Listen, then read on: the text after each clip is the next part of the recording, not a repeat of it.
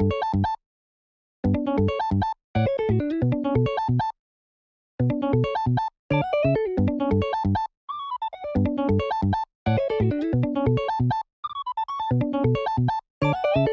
what's up, ladies and gentlemen? Good to see you, and welcome to Cards in Hand, a podcast of me, myself. I'm Ian, but a lot of people know me as TheLuffyTV or LuffyTCG, and accompanied by my man right up top, the legend, Daniel, aka FTC Hobby. Salute. What's up, my friend? Yes, sir. Yes, sir. And guys, Cards in Hand is going to be a podcast that is more directed about One Piece news, relevant metas, things that are going on in the world of the One Piece TCG, and a little sprinkle of just fun One Piece related content as well. And yeah, it's going to be fun. And how's your day been, bro? Man, not bad. It's I'm just happy to be here. It's really about the simplest way I know how to put it, man. This is I'm really looking forward to not only today but to the future episodes that we're gonna be putting out, and I'm thrilled to be sitting here discussing One Piece. Is the best way I know how to put it, man. Amen to that, bro. Amen to that. I mean, so you and I have something in common. Yeah. And I think a good thing to start this off would be some introductions of ourselves. But I think that one thing that we share is, and I think this is amazing, is that this is actually our first TCG, more or less, like playing, correct? Yes, absolutely. Yeah, and so your background, if you want to give a little bit of a spiel about it. Yeah, no, so Pokemon's always been my thing. Mostly as a collector, I've always loved collecting Pokemon cards, just having the general discourse around Pokemon in general. Hence your background, right? It's some of the background. But hey, to be fair, the One Piece. Yeah, is yeah. building, it is building. But no, I mean, I love Pokemon. I've always enjoyed Pokemon collecting, and that's just kind of been my niche there for a while. And I'd say like roughly 6 months ago, I started dabbling in the Pokemon TCG, just on online games, hosting tournaments, things of that nature. But One Piece really just kind of, in terms of the gameplay, has just really been like such a pool for me. Like I found Romance Dawn packs back in December. What was it? December 2022, I think, when Romance Dawn Yeah. dropped. December and 8th. I remember the date Yeah. because I had a Yeah. friend that told me you need to go get some packs. I was like, that's all right. So that was the thing, is like, as someone who was into Pokemon, like I still enjoyed other TCGs in terms, I like shiny cardboard is the simplest way to put it. I'd open up Dragon Ball cards, I'd open up Magic cards, like I just like shiny good arts on cardboard. And I'd been hearing about One Piece for a very long time. Apparently there were like delays for the release, so there was a lot of anticipation for this TCG. And I walk into Target, and lo and behold, they have Romance Dawn packs in there. I grab a handful, I come back home, and actually I streamed it. I was like, hey guys, let's check this out together. And lo and behold, I had actually a very large amount of people that were intrigued by the One Piece cards. So we stream it. I literally don't know. And I guess the other disclaimer is this: I've never watched One Piece anime previous to opening up the cards. Okay. So like, this whole thing is new to me. Woo. Um, My heart skipped a beat. I'm sorry. I know, but hey, I'm Haven't on watched episode One like Piece. 180, so I've only got like 1,000 more to go. Yeah. But so like, I'm opening up these cards and they're beautiful and they're nice, but I don't know who the characters are. Like, I'm reading abilities, like I have no, like, just completely lost. But hey, shiny cardboard, I like it. Yeah. So Romance Dawn goes by, and I'm still just trying to just build a collection. And then come Paramount War, that drops, and about a month or so after Paramount War drops, because I also, I'm partnered in, I work with an LCS, so I spend a lot of time at my local card shop, and I see people starting to play One Piece. Yeah. And actually, a coworker at the shop played One Piece and was like, "Yo, give it a try." And I was like, you know what? I'm gonna do that. So I sit down, I start learning One Piece, and I'm like, yo, this game is actually like addicting. I sat down and I was like, this is so much fun. I'm like, I just enjoyed the hell out of it. So the rest is history. I started watching the anime, started, still collecting the cards, but the gameplay is what really, really drew me in. And I've just been grinding away at the gameplay since, like I said, about a month after Paramount War dropped, and I can't get enough of it, to be honest with you. Like, it's just something that has just consumed a lot of my time, and yeah, I mean that's kind of my One Piece journey, man. But between the collecting, the anime, the gameplay, like there's just I'm just enjoying the hell out of One Piece right now. I could not agree more. So I remember at the end of November of 2022 of last year, I think I was live. I was either live or I had just ended stream, and one of my friends DM'd me. I was playing a lot of RuneScape at the time. Love me some old school RuneScape. Okay. You know, shout out to my OSRS fans. And we I can't remember if he DM'd me or if it was when I was streaming, but he sent me a message and he said, "Dude, have you seen that there's an official One Piece card game coming out?" Mm-hmm. And I have been the Luffy TV on Twitch for like 7 years, right? Right. And I have been never streaming or playing anything One Piece related. However, right, I am the hugest One Piece fan. Love the anime. Read the manga, stopped reading the manga at a certain point because my now fiance, but my girlfriend at the time, was trying to catch up. And I was like, you know what? I don't want to spoil anything. I want to let her catch up with me. And then once we're at the same spot, then we can eventually move forward and like enjoy it together. But he told me about the cards and I said, okay, I got to check this out. And I have like the craziest story about how I got into the game. I had no idea where to buy cards. I didn't know what TCG Player was, right? I had no idea about anything. Okay. And I ended up finding out through friends that were like, yo, check out TCG Player. So I look on there. I see starter decks 1 through 4 for a bundle. You can buy all 4 of them. And I'm like, oh, cool, sweet, right? I'll go ahead and do that. I'll get, didn't know you needed 2 of each. So I just got 1 of each. I was like, all right, cool. Right. So I get the starter decks. I place this order, and I get a message from the guy that I bought them from that was like, "Hey, did you want to pick this up, or did you want me to ship them out to you?" And I was like, "Where are you? Like, I'm sorry, but I don't think I'm going to be able to pick this up." And he says to me, "I'm opening up a shop in 2 months. Like we open up in 2 months, right down the road from you, right in Virginia Beach." And I was like, okay. No way, that's crazy. He was like, yeah, man, come on in. So I come in, and I am their first customer, right? Buying one of their products in the actual shop. Yeah. And they were like, yo, you need anything, you come and let us know. And they had like cases, like a few cases of Romance Dawn. And so I said, oh my gosh, can I buy a box or 2 then? Yeah. And I came home and I opened it up and I had the most fun. It was my first ever like booster box opening. Like I remember as a kid, my parents would buy me the Yu-Gi-Oh packs and stuff, but I first time opening up a booster box, and it was like exhilarating, just kind of like you said, shiny cardboard addiction, Right. And I get the cards, and I'm reading them, and I'm like, I have no idea what any of this means. Don't know how to play the game. Nothing. Right. And originally I was just going to collect, and then it got to a point where I said, okay, you know what? I want to learn how to play it. Mm-hmm. So I picked up the app and I watched some YouTube videos, and next thing you know, I was hooked.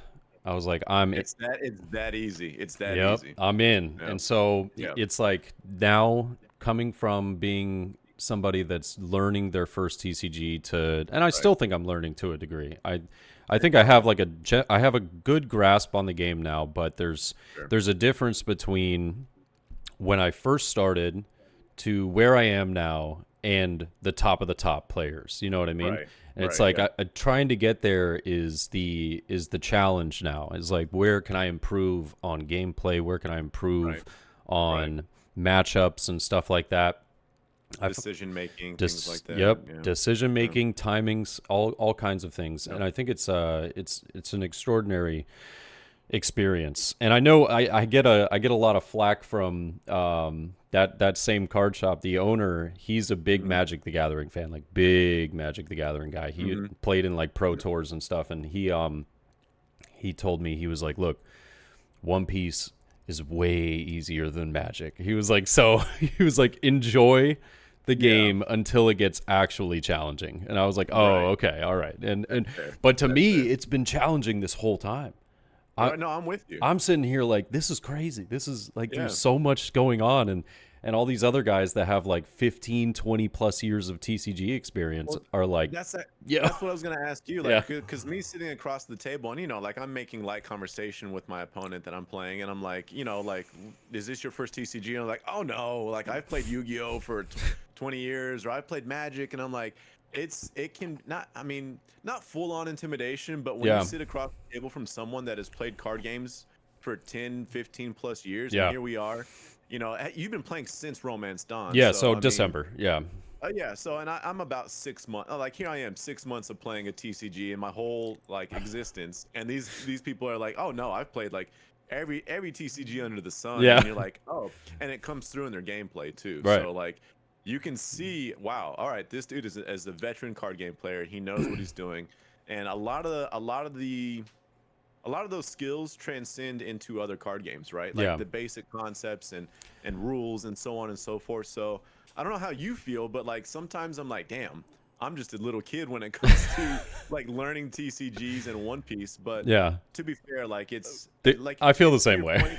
point, yeah, I mean, but to your point, there is a, a fundamental simplicity within One Piece that allows you to play the game that you just don't get. I mean, yeah, at first you'll get trampled, but it doesn't take that long for you, as long as you're putting in the time, for you to feel like, okay, now I'm not just getting run over. Like now I'm actually, I'm getting closer to beating good I'm people. putting And up then a you fight. start putting up a fight, Yeah, exactly. And now you're actually starting to beat good people. And so, yeah, like it does feel good in the sense that you can pick up One Piece and just put in a respectable amount of time in the card game and be able to play it pretty well. yeah. I think for me, it was the big experience that kind of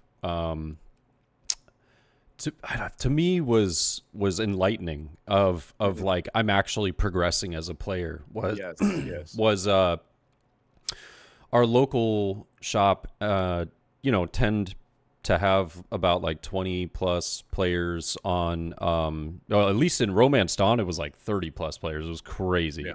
right? Yeah. But yeah, it's definitely dwindled down a little bit now, simply because some people, they're like, whenever there's a new card game, what I've seen is that there's like this really big hype for it, and Sure, then sure. and then like the people that are actually going to play stick around, right? Right. And then slowly but surely new players come in, which is awesome. I've been able to see like a ton of new people showing up to the shop, to many places, because I go to like 3 different places locally to play games, and Right. yeah, just seeing like a new face almost every week now is kind of cool. But yeah, the big thing for me was the first time that I got into the top 8, and they do a top cut Yes. there, which is like your Yes. best of 3 once you're in top 8, and Uh-huh. I was blown away. Yeah. I was sitting there like, oh my god, like I'm Yeah. playing with the top guys now, and Feels good. it feels really good. It feels really, really good. Yeah. And I love that. I feel as though, in the first few months of the game coming out, it felt like the same people were always topping at the Yes. local shop. And now it feels as though you see a different crowd every now and Sure. then kind of making their Sure. appearances, or a different person getting the win. And it's like, Mhm. I like to see that. I like to see that, people are competitive and they want to play to get better and to, overall like get an understanding of the game. I mean, like, to me, obviously I'm not the fastest learner, so it took me a while to get to that top 8 spot. And then once I did, Same, I same. finally got my first win and my first winner's card in set 2. And I was like, Nice. With let's Smoker? Did we go. do it with Smoker? I think I feel like I did it. Please tell me It Smoker. was either Smoker or Zoro. I'm gonna be honest. I don't know. Oh It no. was one of the two. But I remember that I got the what was the I got the winner Ezo. It was a green Oh Ezo yeah. card Yeah, yeah. Hmm. that was a winner pack, and I was so proud. I was so Yeah. happy, and I like Yeah. put it in a top loader and everything, and I was Yeah. like, yes. I still Yeah. have it somewhere back there. Yeah, no, I mean, it's things like that that you really cherish and that you like, you use as like a barometer of improving, right? And Absolutely, yeah. I had a kind of a similar experience when at my local Discord, One Piece Discord, for all the Austin locals, we they put in a graphic for the top 8, depending on what shop you're at. They put in a graphic with your name and like what leader you used. Oh, nice. And the first time I made top 8, I think I got fourth place was my first top 8. Nice. And seeing my name with the smoker leader on that graphic, it's the smallest thing, but it felt so good, because like you're saying, it feels good to be like, hey, I'm actually competitive in this now, like I may not be winning locals every single week, or I might not be going like X1 at regionals, but you know what?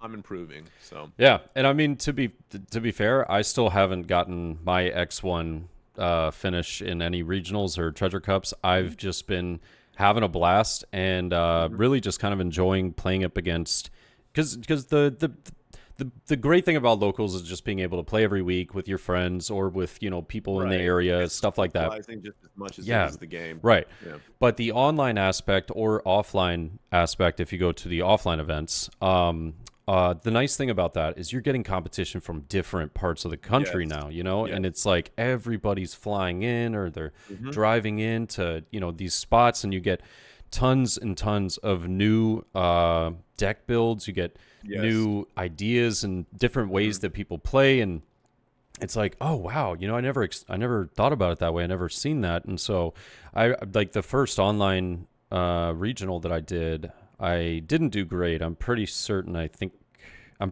went like 3 and 5, and then I dropped on my first ever one. Yeah. I played Smoker. I got beat. Yeah. This was set. It was set, though, right? It was set at the end of set 2 when everybody had already figured out Newgate and Zorro being like really, really good. And so I was sitting here like, oh god, I'm gonna try it, and I kind of got whooped. But the next one I go into, I went 6 and 3, and I did pretty well, and I got almost into the top 64. Actually, I got into the top 75 players, but I couldn't make it to top 64, which was sad. But that was it's like I learned from that previous event and went into it.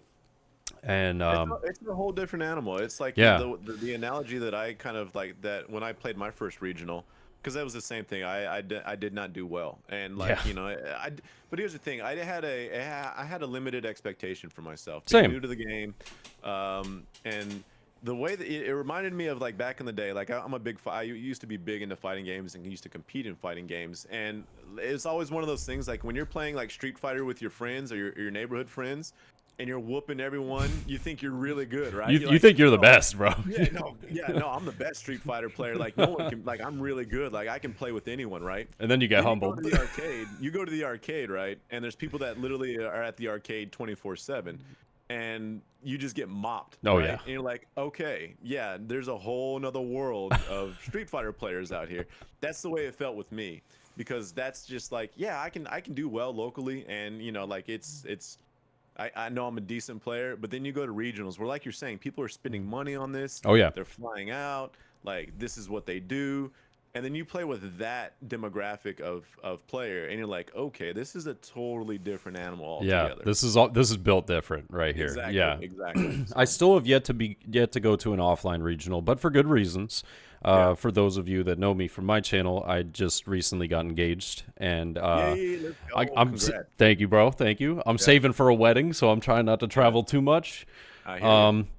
So that's why the onlines are really nice, but the onlines are also, there's some negatives to the online. There's some negatives, but it is what it is. I think the fact that they're even offering it though, so that people that may not be able to afford the travel or just can't take the time off of work, or it's too far for them. I think it's nice that it gives you another option. That's the beauty of it. Anything to make the game as accessible as possible Absolutely. is generally a net positive, right? Like yes, it's not perfect. Yes, there's issues with it, but like for all the reasons that you just listed, being able to access that type of gameplay amongst other people is only going to stand to benefit the game. So agreed. Would I'd rather play offline and in person every day of the week? Yep. But if I'm about to get married and drop an ungodly amount of money, I Yeah. might have to reconsider that, right? Yeah.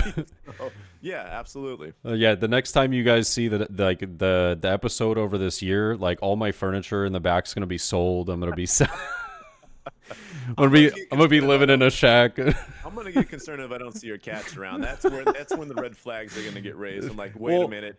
Yeah, they're always there. Who knows where they are? They're just always I know. randomly. They're like a lot of the times, right on this couch is where he'll just hang out, or he'll just walk by here and then just hop up on this couch. So I never know. They're just they're all over the place. But speaking of all these regionals and regional. Yeah, and as far as like Treasure Cups regionals, online events and stuff are concerned, we just had one recently, and that's what we wanted to really get into about some of the stuff that happened there, which I thought was really interesting.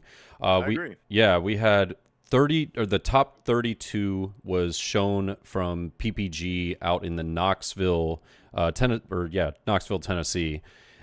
They had the regional, and wow. All I'm going to say is Newgate. Dang. Yeah, and I'm not going to lie, it's not surprising. It's not. It's not. It just hurts, bro. I know, I'm with you, man. I'm with you. But like, there's a couple factors as to why this isn't surprising, right? First and foremost, this is the first regional of the new format or the new set, right? Yeah. And so to think that these new leaders are going to be very prevalent when they've been out for a week previous to regionals is not. I mean, yes, you can go on Sim and you can build your decks and you can get your reps in.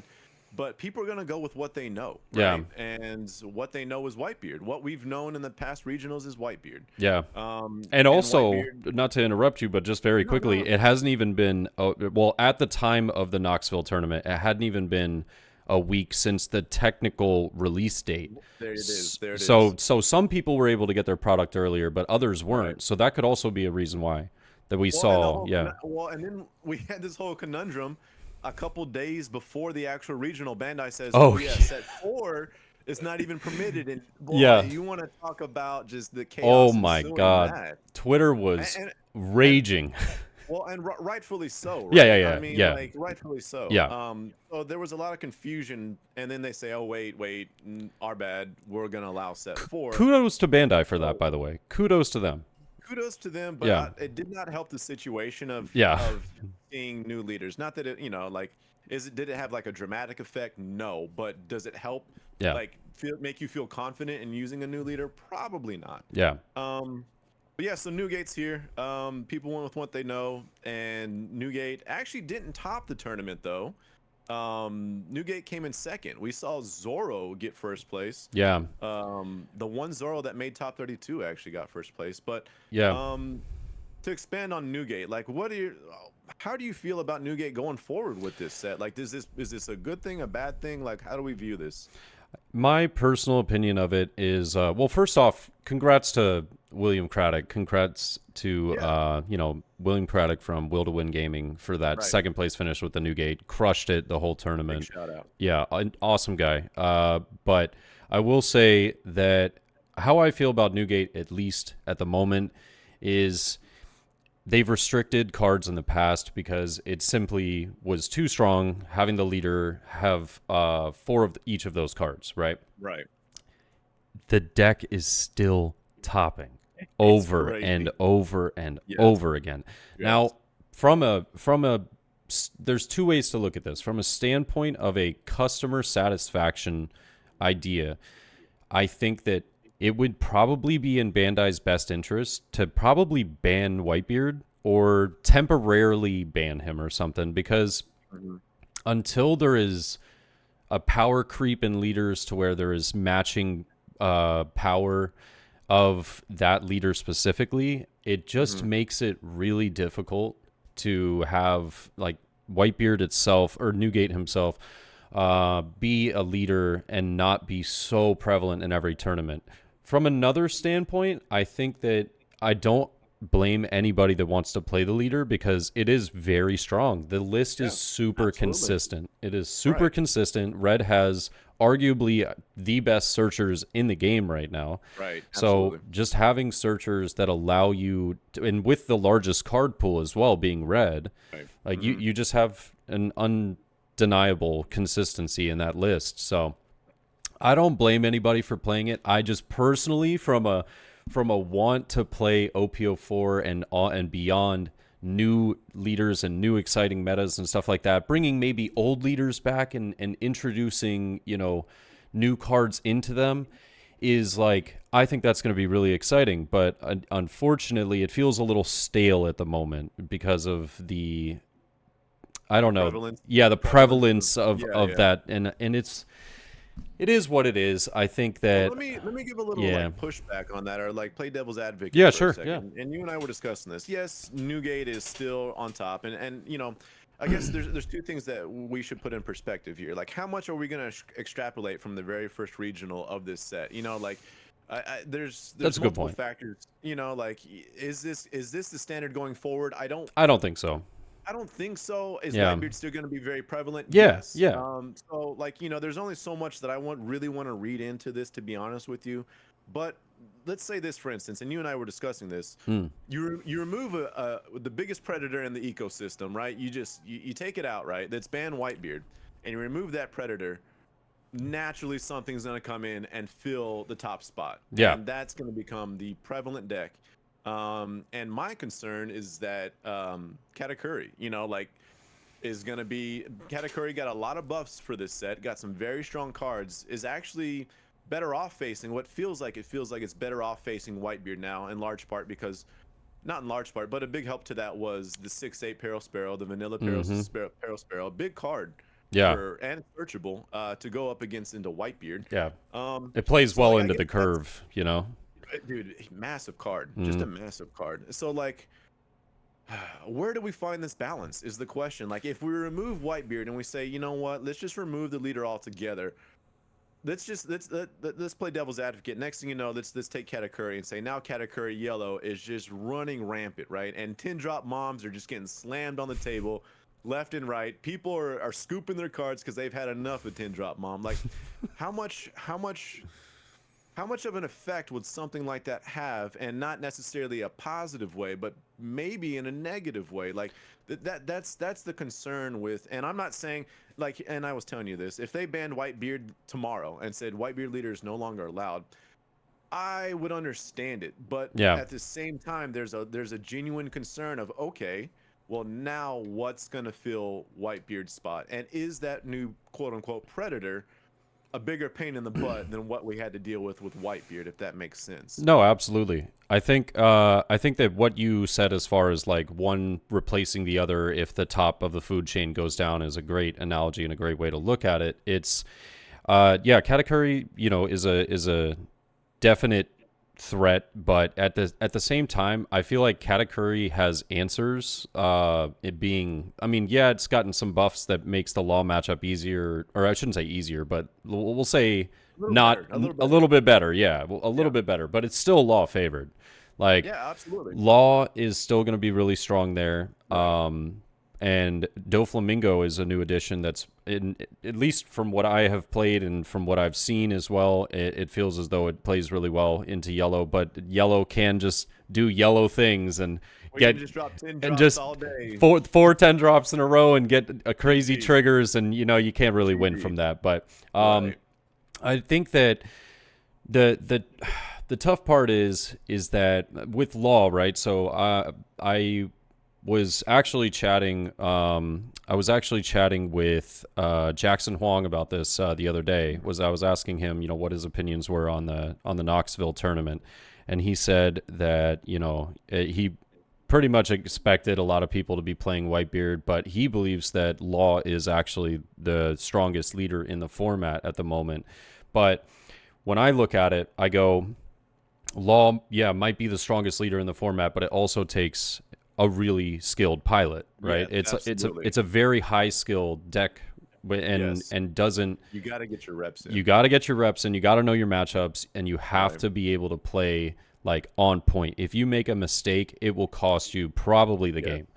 Whereas Whitebeard, you don't have to make. It's a cruise control deck. You don't have to make that hard of decisions, Well, and it's a very flow chart style deck. Right? Yeah, like, yeah. Your responses are very vanilla, right? It's Yeah. just like if Play this happens, I card, do turn this. card sideways, counter out. It's very straightforward. Absolutely. Like the last, Absolutely. I would argue that the last turn or two of playing Whitebeard is arguably where the hardest part of the game is, I would agree. because you have to find the right numbers to swing with, Mm-hmm. the correct play, whether it's to play defensively or to play aggressively, whether that's going for Right. board, going for life, playing blockers, using your Dawn appropriately. The final turn or the final like 2 turns are like the most difficult part of Whitebeard's life. Other than that, Sure. it's cruise control. We're eating good today, baby. You know, Right. it's 100%. so And I mean, like, yeah, and here's the thing. I would agree. I mean, Law's not going anywhere. I think from what we've seen in the upcoming meta. I mean, the Law's ability, and it's just an insanely strong deck. Katakuri was more like, I use that example more of just like a spot holder. But I agree with the Law. right, Like, yeah, Law is incredibly good. I think the difference, and this is where the difference comes in, is like if I lose to Law, a lot of the time it's like I'm playing a very skilled person that made all the right moves. To your point, like you make one mistake with Law and it can just snowball from there. yeah.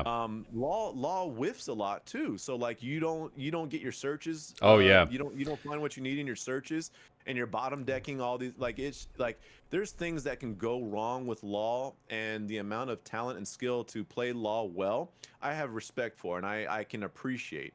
And this is like I don't want to like pivot this and make this sound like I'm coming at Katakuri players. But Yeah. there are aspects of Katakuri that I don't get that same vibe from, right? No, yeah, Like, yeah. and I think that's where like the salting, or like where the quote unquote fairness of the decks comes Yeah. in. If you beat me being awesome at this deck that's technical, I can swallow that. I If can you I beat can me take that all because- day. Exactly. If you beat me because you drop 2 or 3 big moms and that's just game, like that's tough. It hurts. That's hard. It hurts. hurts. Yeah. That one stings. I actually So, lost a match last night because of what was it? A Sanji blocker in the second to last life, and then a Beji in the last one to seal the deal. I was like, Yeah. well, yep. I had 5 swings. I Yeah. had to get through 2 life. They were able to counter out of like I think 1 swing. Then I swung the second time, got it through Sanji blocker. Third swing, Beji stops my 10 drop Doflamingo, and I'm or not no it wasn't Doflamingo. It was Kuzan, because I was playing starter deck Luffy. But Got you. I mean it's just like, yo, It's what frustrating. in the world, man? Well, Like this is from someone that like I started to play Yamato Yams and Toes, as we like to call her. yes. Back when the starter deck came out, I was like, all right, this is kind of interesting, and so I started messing with that deck. And so like I play yellow, and you know, like I'm not gonna lie, the mechanic of having a lot of stuff that triggers off life, I think fundamentally is a cool mechanic, and I think it actually Yeah. works well within the game. Yeah. So I like to say I play the honest yellow deck, but Yeah. man, like It's just hard There- when the entire color for sometimes feels like that's the whole idea of the deck, is that's fair. not to be like really playing a lot of the cards from hand with like intent. It's more just playing the card, attacking, and then hoping that your life is absolutely insane. And I mean, that's a simple way of putting it, but Yeah. it is. But honestly, on a Yeah. fundamental level, that's kind of where it's at. yeah. To be honest. And with I you. won't So, lie. Here's the funny thing. I love playing Katakuri. Like it's so fun to You- play, but it is aggravating to all hell to play against. Like It is the worst to play. Like, all Yeah. right, so Nami tops the chart for me. I think it's fun. I will- think it's fun. well, in terms of playing against, I will scoop. I'm just like, I'm not doing this, dude. Oh, what, against Nami? But yeah. Oh, okay. Yeah, playing against. I thought you were saying against, playing as. I saw. Yeah, I got no, you. No. Yeah, Playing yeah. against. I've actually, to be fair, like Nami, the game, the win condition for Nami hasn't had that much appeal for me. So I'll be honest, I really haven't ventured that far into learning Nami. Yeah. But like the Katakuri thing is just, it is, and also some of it is me playing Smoker in set 2, and Smoker in the Katakuri in set 2 was just like a disaster. Or set 3. Yeah. And so, like, yeah, or excuse me, for 3. Paul. Yeah. You're right. Yep. But But yeah, you know, no, you're not wrong. But it just felt so bad. It was so So, bad. like, some of that is like carryover from set 3 playing Yeah. Smoker going into Katakuri. It was trauma. Um, yeah, it truly was. It truly was. So, I mean, I guess to kind of circle back, like, it's interesting to see what Bandai, like, if there is going to be anything that comes down from Bandai in terms of like Whitebeard. Yeah. It feels like really like the restrictions are already in place. They're gonna stay. They're gonna stay upheld through set 4. The only next thing you can do is essentially ban the leader. I don't see that, you know, unless we just start seeing more regionals that are just crazy top heavy with Newgate. I don't see that being what they're gonna do, but I could be 100% wrong on that. Yeah, I don't know. I yet again, it's not like I'm calling for the ban on the leader. Right. I know a lot of people are upset about it. Like there's in the community, get it. a lot of people I are get it. like, you know, when I was watching the PPG event, this regional at Knoxville, it was kind of sad to see the chat really disheartened about, like, because everybody was typing like, oh, red wins again, you know, like red's the finals, the top 4, you know, all red. Well, third and fourth, going third to Cross AI and fourth to Shout out Cross. yeah, to I hope I'm saying his name correctly, but Phi Win. But both of them playing Law, so that means the top 4 decks, you know, were all red players. And Fair. I don't blame, like I said, you know, like I don't blame anybody for playing the lists. It's just I don't either. it does feel like, I don't know, it feels like, okay, we're past OPO2 now. Like, Right. can like are we? I thought we would see some difference, and I'm hoping, my fingers are crossed that if I'm to give predictions for the future of OPO4 and meta that we might be able to expect in future Treasure Cups and regionals, I think that we might see, because of the really fantastic start from day 1 of Rebecca at Knoxville. Rebecca went undefeated in Swiss and 9-0, right? And It's actually a local homie. Shout out to, if I can, real quick. Oh, Shout yeah? out to Nick, a local homie. Nick, was okay. Actually really, really good Law player for last set. Just a smart, intelligent player overall. Yeah. Always tends to do very well. He tends to clean up at locals as well. Like, just a really good player. But yeah, That's awesome. you want to talk about heartbreaking, man? Imagine going undefeated into top cut with Rebecca, and then playing Queen round 1 and losing. I mean, like, my heart goes out. I mean, yeah. Nick's gonna be. I was pulling for him, dude. I was pulling for him. Absolutely, and you know, the thing is, like, he's always gonna be competitive. I wouldn't be surprised to see him place, like, seeing him in this same spot in future regionals. Yeah. So that's where, like, a little bit of the, like, I feel bad, but you know what, dude? Like, you're a great player. You're gonna get right back up there. But man, the only undefeated, and then it's like, it's top cut. It's it hurt. It stung to look at. But I will say that with that showing, I think that proves to people that Rebecca is an option. Rebecca is an option. It has its bad matchups, and that's the beauty of OPO4, is that now that we have some of these newer leaders, there are bad matchups for some of these decks that were inherently just better, right? Right. But they can still win out. That's the nice thing with a consistent deck, is that you can still win out. And let's look at that. I mean, top 32, we've got 3 Rebecca, and we've got 2 of the Gerpel Dofi, so there's 5. My Dofi? Yeah, I know, man. Dofi's doing some things. If you want to include Black Luffy in there, which I kind of feel like we can, in terms of, like, new leader, let's throw. So you got 6, and there's also a part of me, granted it's a set 1, I want to kind of include Blue Croc in that. Oh, 100%. Right? Blue Croc was like irrelevant until now. Yeah. Right, exactly. So we're looking at 7 different leaders from previous sets that are now breaking into them. So, or not previous sets, like new-ish leaders to the top 32 scene, if you will. Oh, did you include Queen in that? Because there's one Queen as well. Thank you. Queen as well. Yeah. So, I mean, like, so as much as we were talking about Newgate, we're looking at 9 different leaders out of the top 32. Yeah. Which feels pretty damn diverse, right? Yeah, it's a quarter of the players, and I think that Katakuri arguably is like an OPO4 deck as well, sort of, because of a lot of the new additions. But that's a sort of, because realistically, I would say a good 70% of its deck are from OPO3. Right. But yeah, I love to see that a lot of these new leaders are coming in, and I think that when we see of Rebecca again come into the top and just not get unlucky and get one of her worst matchups to start, but get, like, just think about this, right? 1 Zoro, 12 Newgates, and 6 Laws. So that is 19 players out of the top 32, and somehow Rebecca wasn't paired up against one of them.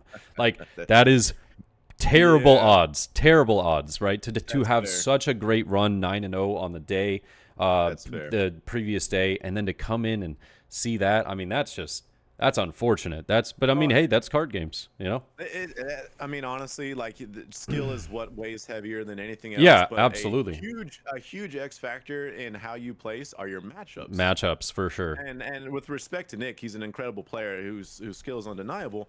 But through the local Discord, I caught bits and pieces here that his matchups were very good going into top 32. Oh, were they? That's not to take away from anything that he accomplished at all in the slightest. But like that's just to show that your matchups are a very big factor in, like, am I gonna do well or am I not gonna do well? So 100%. I don't think he faced a single blue croc going into top 32, which I don't think is a good matchup for Rebecca. Yeah. Anything blue is just very bad for Rebecca because blue is that removal, that easy removal, whether it's 3,000 Worlds, Red Rock. Right. I mean, you've got Mihawk, you've got Kaido now. Like, there's so many different things that in a lot of these lists just get rid of all the cards that you need on the board in order to be able to perform your best. So, well, let's kind of go from there. And like, so of the new leaders, I want to kind of transition that. Like, of the new leaders that we saw in set 4, we've got 6 new leaders, all dual color. Which of those? I think I know the answer, but I'm curious, like, how prevalent, or like, are we going to be seeing those top more in the future regionals? We got, what was it? Three of the of the 6 leaders. Yeah. 3 of the 6 leaders. Yeah, I think that the only 3 that aren't going to be seeing, I'm not going to say they're not going to see a top, because I think that they have a chance of seeing a top, but I mean, not seeing as many tops will be Vivi, obviously. I'm you know what, you can just call me on it right here. If we see a VV top, I am shocked. Okay. But the other 2 I can see potential, right? But VV, God bless. If we see an Isho top, I think that would be really interesting. I don't think it has what it needs to be an incredible deck yet. It's not quite there yet. But it has potential in the future. I'm saving my alternate art of Isho because I'm very excited for the future of that card. And then because green and black are, like, I love both those colors. It's insanely fun to play with. And then the other one being purple yellow crocodile. I think that deck, at least from when I played it, that one it almost felt kind of like Whitebeard in the sense of that, like, your first couple of turns are really easy. Like, you just play a card, defend, swing, pass, whatever, right? But then it's the end game where that deck gets really tricky, and having to play your large bodies onto the board, like your 8-drop Crocodile, your 9-drop Yamatos, your 8-drop Katakuris. When to use those and when to use their effects is like really interesting with that deck. So I could see that deck top, but it would take a pretty solid pilot and a very well thought out list. But I would say, I'm sorry. I was just gonna say for future for that one. Apparently set 5, it's gonna get more support. So maybe all the purple, exactly. And starter deck 10. Like purple's the thing for set 5. Yeah. So, maybe if not now, then maybe set 5.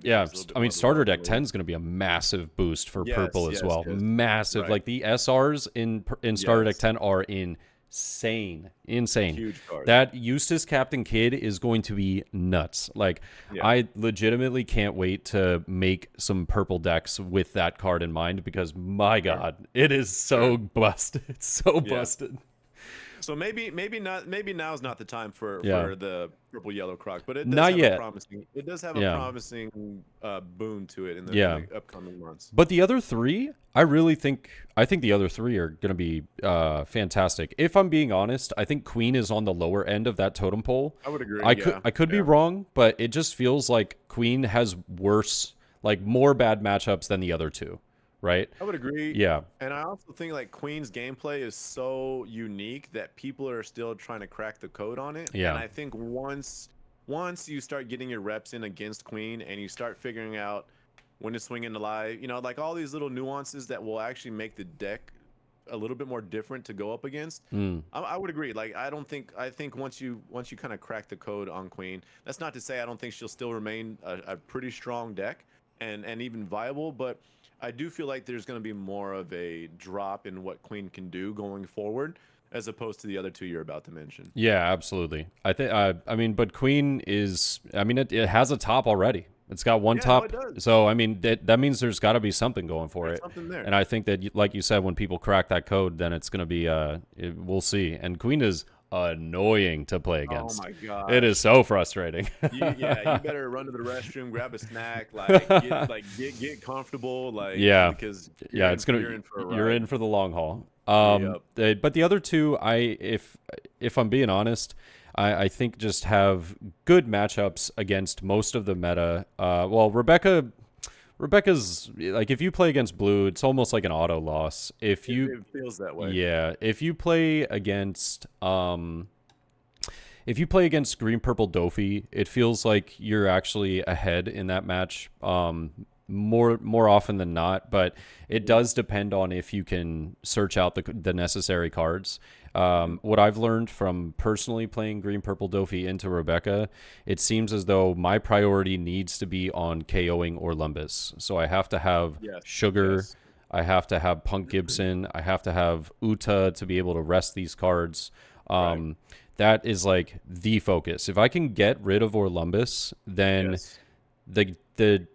it does feel like a playable match. But otherwise, it is very, very difficult. It excuse me, feels like a really uphill battle.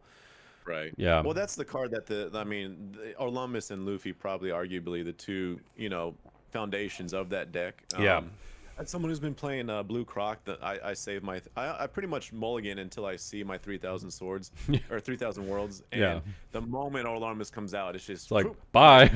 Yeah, exactly. Like that, and and Luffy. Like the moment those cards pop up, it's just like you take the claws away from Rebecca, and the deck it completely changes, right? Like it's just a totally different deck that feels like an uphill battle for Rebecca.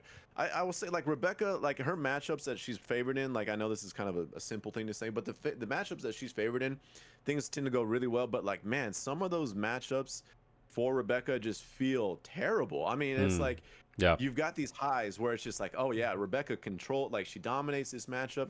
But man, some of those matchups that she struggles with, it's not to say they're not winnable, but man, it just feels tough. I feel like it's probably going to take a lot of time for people to, I mean, because yet again, I haven't played enough Rebecca for myself to even figure it out. But it almost feels like, how I don't know if you've seen this, but a lot of law players have adjusted their lists to have the 2K counters Sanji in their deck now.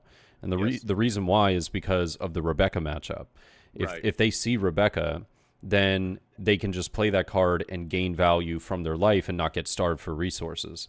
So it's like it's a really good answer to that. And I think that we're probably going to have to find some, like, people are going to have to find some way, like, how do I play around just having everything removed, right? Sure. It doesn't feel like I can, but is there a way, right? And I mean, Rebecca usually capitalizes on slower playing decks, hence Dofi, right? But even though Queen is a slower playing deck, Queen has removal, and a lot of removal, whereas green purple Dofi doesn't have that as much, which is actually why I've been considering teching in that 5-cost event card.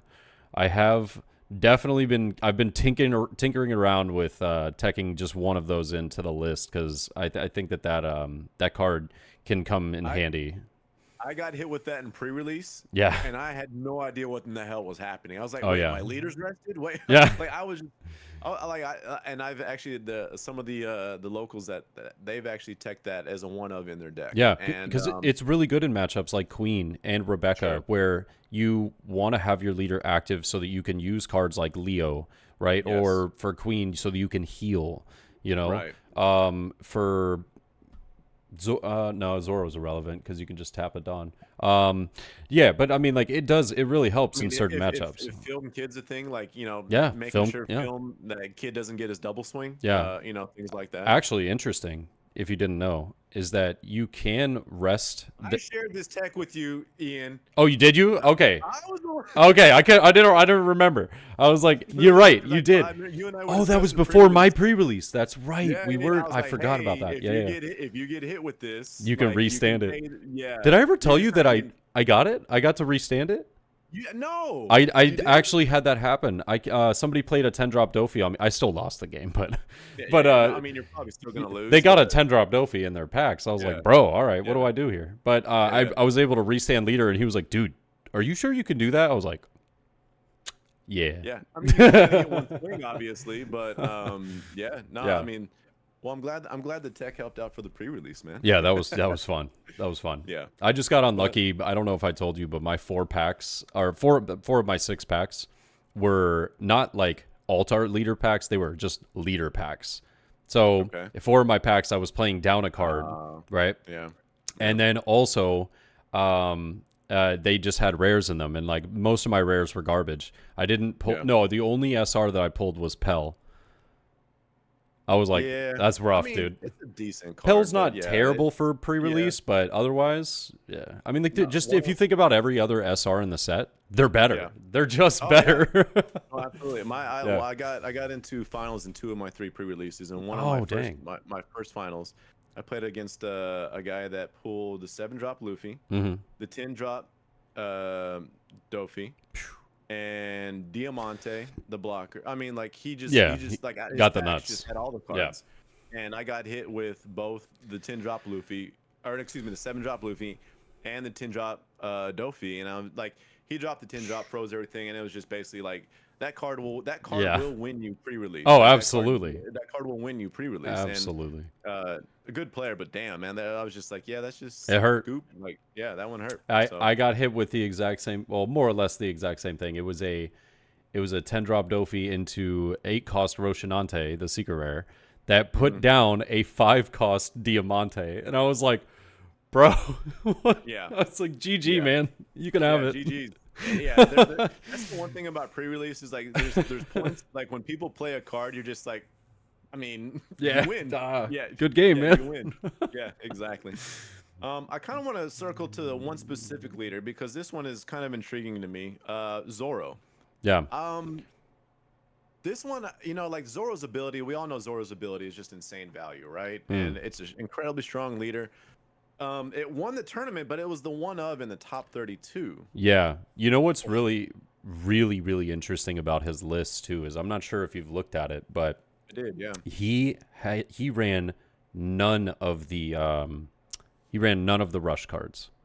No rush. Nothing. Yeah. I was like, what in the world? Card from set 3. Only one event card from set 3. Yeah, it was very, very surprising. Excuse me, set 4. I'm sorry, set 4. I keep doing that. Oh yeah. He got the what was it? The bad kick manners or bad? Yeah, the 0-cost event. Yeah, bad manners kick course. That's it. There you go.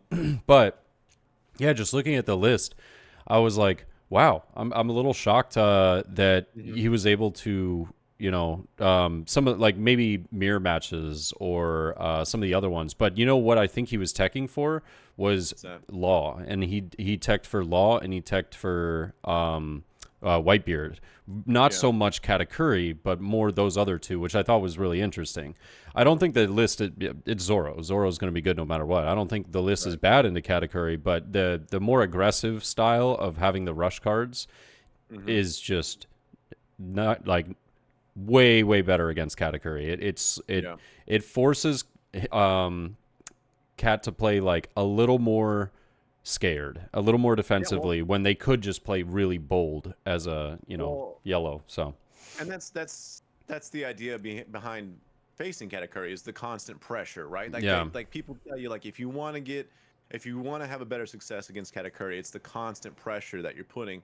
That way, when it does come to Tindon, you're like you've created this hesitancy within the, like, can I get away with dropping this 10 drop right now because I've taken more life than what I anticipated, or I've dwindled my hand down trying to counter out. Like, so you try and create a situation in which, like, dropping the 10 drop is inconvenient, right? Yeah. Or it's hazardous. And I mean, yeah, I mean, the law matchup, I think he went about it the right way, because law is always going to be a good thing. Oh, yeah. And how many? So I looked at the list. How many of the 2-drop event, the Gum Red Hawk? Is it Red Hawk? I Yeah. believe? So it looks as That though card. it looks as though he's only running one. Wow. Yeah. So Okay. from looking at it, it looks as though he's running a one of Radical Beam and Red Hawk, 2 jet Gotcha. pistols, 3 fire fists. I think 3 guard points, but maybe it's one of them might be covered up by a sticky note that he put his name on. I'm not sure. Might be 4. And then he's also got the Fiery Doll, which is a good Whitebeard tech. He's got Right. the zero cost event, which I think is a great tech in there just for one of, because it's nuts in a lot of the matchups, because people will think that you don't have anything. They'll be like, Right. oh, he's got no Dawn active. I can just go for happened to game. me. And then you're like, boom, Yeah. 3K counter, you know? Exactly. So I think that was I like that a lot. But what I thought was interesting was just having 2 Vistas instead of the Rush Zoros. I think the 2 Vistas that was definitely, he was thinking for the law, and he was thinking for Sure. Whitebeard, and Right. having the 3 Gordons, because he was like, oh, if Whitebeard plays, I'm forgetting the name of the blocker. It's that 2-cost blocker. Fusa, Yeah, think, or something yeah, like yeah, that. Fosa, Yeah. Fosa. Fosa, excuse Yeah, so Fosa gets Vista handles that. Yeah. Vista handles 1-cost chopper. So does Right. Marco. The Fire Right. Fists, the Gordon to bring down any of the 6-cost thatches. I mean, those big guys. he Yeah. really, really thought out this list to be anti-Whitebeard, anti-law. Which is, yeah, I mean, it's a great list. But that's where I feel like I wonder what his matchups were, if I'm being honest. I think it was curious about floating. that too. I want to say it was floating somewhere around Twitter, but I never caught it. But yeah, because Katakuri, I do think would be. It's not unwinnable. It's harder. It's just a harder tough. matchup. It's tough. With this Zoro list, you actually have to play very well. Right? Yeah. Whereas Katakuri can just get crazy lucky, and you'd be like, oh, well, dang, But this list, you for sure have to be on your P's and Q's against a yellow Katakuri. But I like it. Yeah. He did a great job teching for what he thought the event would be, and sure as Right. heck, you know what I mean? Well, and as much as the Zoro leader, like, we can kind of, in some ways, take some of our complaints about Newgate and apply them to Zoro in some ways, in terms of just how long that leader is stuck into the meta, right? Like, you've seen Zoro from day one, right? With the meta. But I will say that the cool thing about Zoro is seeing it evolve over the sets, right? Like, Zoro was just like hyper aggro with these Sunny Kun 1-drops and the Makinos to buff this. Oh man, that was crazy. Yeah. Hyper aggro, and then we kind of transitioned to this mid-rangey kind of control, almost like style of Zoro. And now maybe now we're seeing another kind of evolution of Zoro. So as much as like the leader, like, I have gripes with, but nothing serious. As much as like I have those issues, it's cool to see how well that leader can like evolve, right? And like and how it can, like, all right, well, if the meta is going to be this, I can kind of form a nice deck list that can evolve to this meta. Yeah. Which I think a lot of other leaders are a little bit more rigid in how, some of them just get canceled out of the meta completely. For right? sure. Like, For there's sure. not a place for it. Yeah. Zoro's And very it's flexible in that regards. Yeah. Yeah, and that's a cool aspect of Zoro. I've always appreciated that. It does feel like with the Zoro players, they do a good job of taking the time to tech in cards, to have responses to the meta that still work with the leader and make the leader viable. So that's cool. Yeah, I remember when Set 3 came out, everybody was dropping Jet Pistol from their list. They were like, oh, Jet Pistol, don't need it anymore, baby. We got Fire Fist, you know? Yeah. And now you see that Jet Pistol's making a return at the end of OPO3 and still the beginning of OPO4 because it's just useful. The card is, it's so good. It's insane value, you know? Think about what you're knocking down with a Gordon into Jet 9K, like just massive everything. Card. Yeah, massive card. It's super useful. And that's the other thing in this meta. I feel like there's a lot of really big cards right now, right? There's just like these 6-drop 8K vanillas that are now entering the scene. You know, you've got Queen, who kind of the whole deck is wild cards, right? Yeah.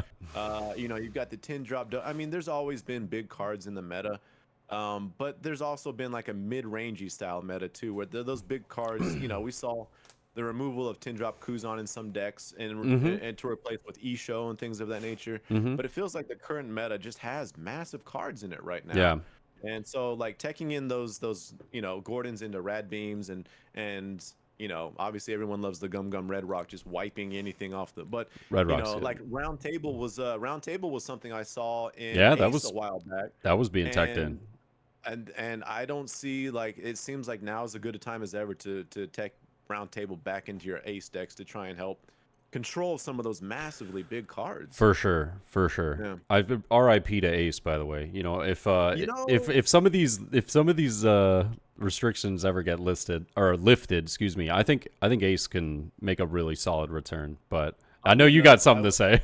I actually still believe in Ace, even with the restrictions. Okay. I'm the homie Vampire, shout out to Vampire Gaming, an Ace player, 100, like through and through. Yeah. It's like the way that I felt about, I mean, you and I to an extent, the way that Smoker was our guy, right? Yeah. Like, that's our dude. Vampire is very much the same way with Ace, and so he's always in the lab, just like cooking up different builds. And I'm not saying it's dead, okay? I'm just saying it lost some of what makes it like.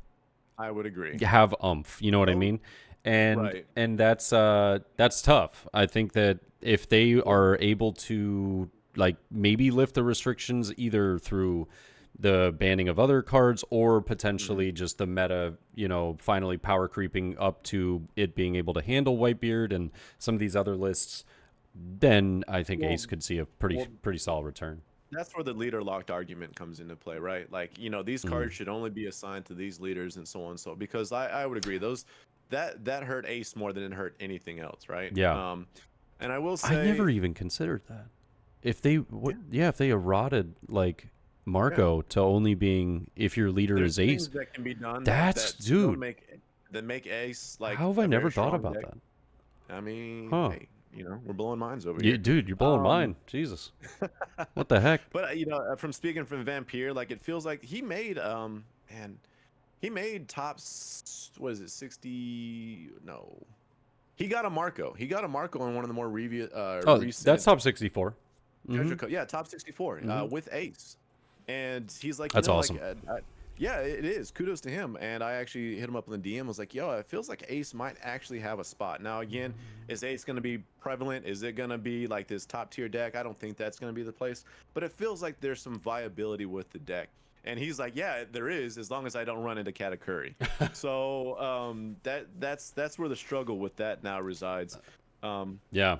But Ace is such a fun deck, man. Like it is.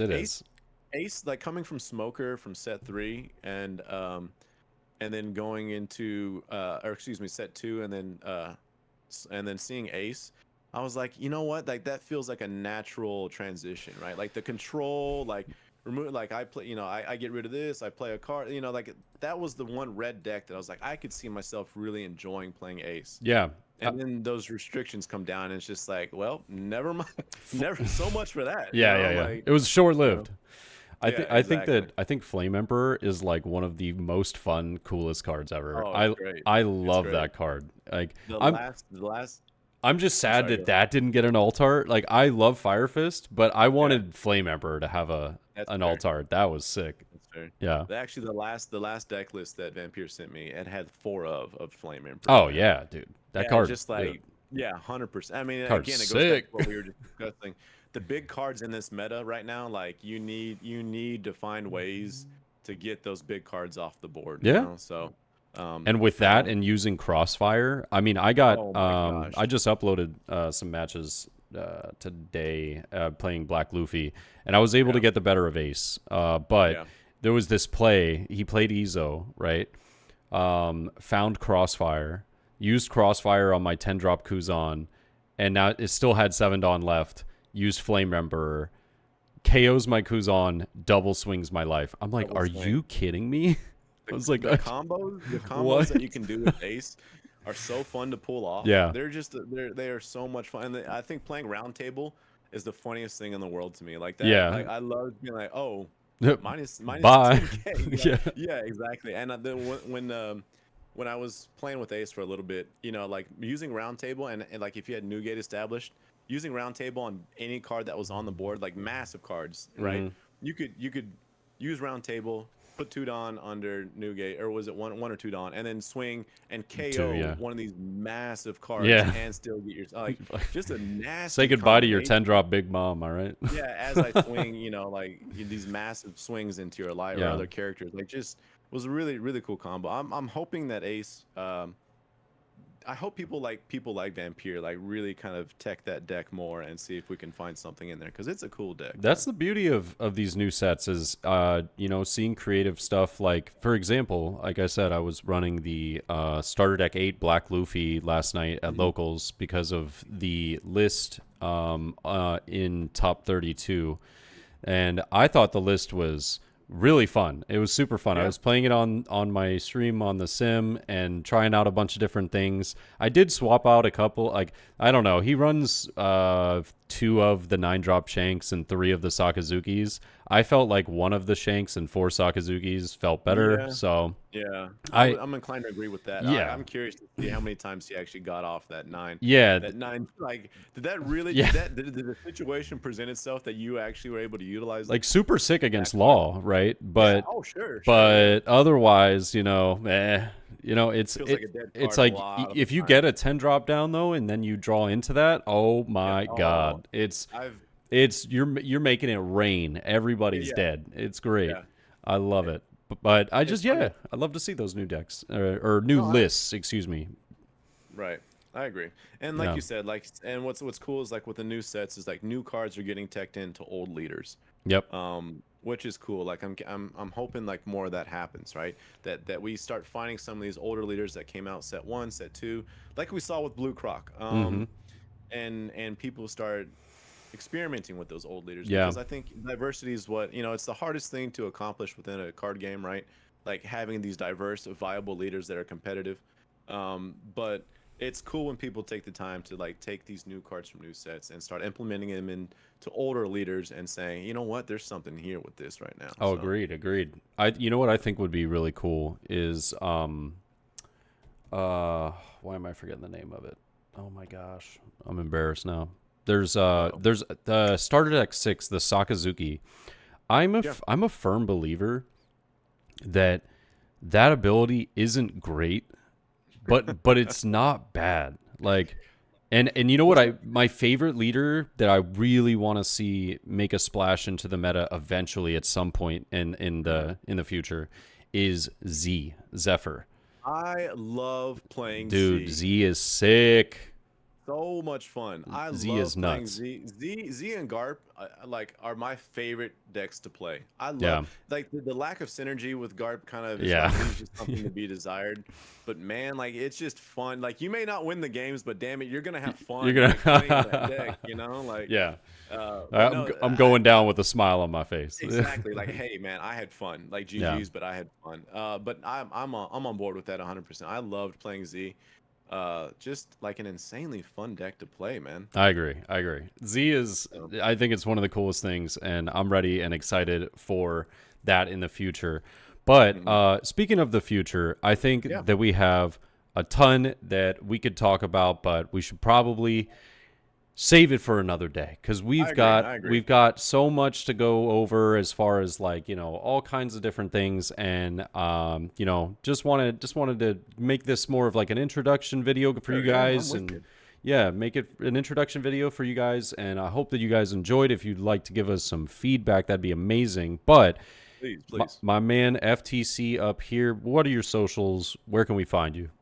I'm very, very active on Twitter, FTC_hobby. That's kind of like my residence, if you will. The YouTube page will be going up actually with this video, um, also at FTC. So be on the lookout for that. I'll be sure to plug them. And but yeah, no, if you want to find me on Twitter, that's primarily where I'm at. I also have a Twitch channel. I do desktop, tabletop, One Piece, sim. I try and get into more tabletop than actual sim. But I was actually going to recommend to you that I've actually never played you on sim, dude. Oh yeah, that's Um, right. you Now, and I need to battle it out I here. know. I'm usually up like And really late. I don't. yeah, But I no, mean, if I you're mean trying to get some I'm late games in, bro. no, I am, and I've always told myself I'm gonna start going to bed early, but that never happens, and Yeah. I end up like watching your stream or just like Oh, don't blame me, playing with. man. Yeah, no, no, I'm not blaming you. I'm I'm just just saying, I'm just hey, giving like, you I'm just giving you no, shit. no, but no, that's definitely the case. But yeah, I mean, this is what happens when you and I get on the mic. We could go for hours, but That's true. That's true. and also I think we need to let people know this is going to be a once every 2 weeks that we're aiming for when it comes to Right. doing this. And I'm like, if situations come up, let's say for instance Whitebeard all of a sudden is like, we'll hop back on, but the idea is for you and I to get together once every 2 weeks and just kind of like do a current events recap, Yep. share some thoughts and opinions, and just continue it from there. Yeah. So expect the bi-weekly videos, but and the talks and about the current meta as well as the state of the game, and just fun discussions here or there, maybe breaking stuff down into tiers. We have a lot of ideas of things that we want to do for the future. But other than that, I think like you said, this could be something that you might see impromptu videos coming up because of big announcements from Bandai, maybe changes or new additions. And that's something that we'll keep everyone posted with on our social medias, but also on our own YouTube channels. So yeah, and I'll also be putting everything down in the description below. So if you want to check out both Daniel or myself's social medias as well as our own channels and stuff like that, it's a great place to find them. And just thank you guys for checking it out. Appreciate it. And if you're here at the very end, thank you for supporting and having a listen. Yeah, Cheers to that. absolutely. But until the next time, I guess we'll see you later. Later, guys.